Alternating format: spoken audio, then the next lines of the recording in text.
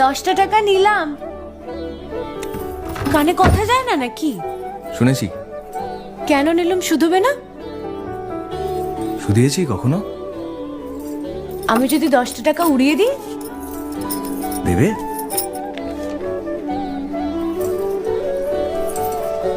আমি তবে যাই। আমরা থিয়েটার দেখতে যাচ্ছি। তুমি কি শুনলে আমি কি বললাম? বড় জ্বালাচ্ছ ললিতা।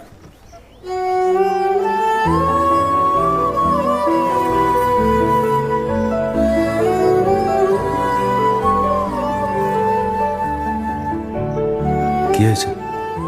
আমরা সবাই থিয়েটার দেখতে যাচ্ছি। আমরা বলতে? আমি, কালী, চারু। চারুকে চেনো? ওই যে পাড়ার মোড়ের বাড়ির আমার বন্ধুর ব্রাহ্মবাড়ি। হ্যাঁ, ওই চারু, চারুর মা আর ওর মামা। এই মামাটিকে? খুড়ের মামা তো ভাই, কিরিন বাবু। সে তো মুঙ্গেরে থাকে, কলকাতায় পড়তে এসেছে। সেখানের কলেজে নাকি আর বেশি পড়ার উপায় নেই, তাই এখানেই ভর্তি হবেন।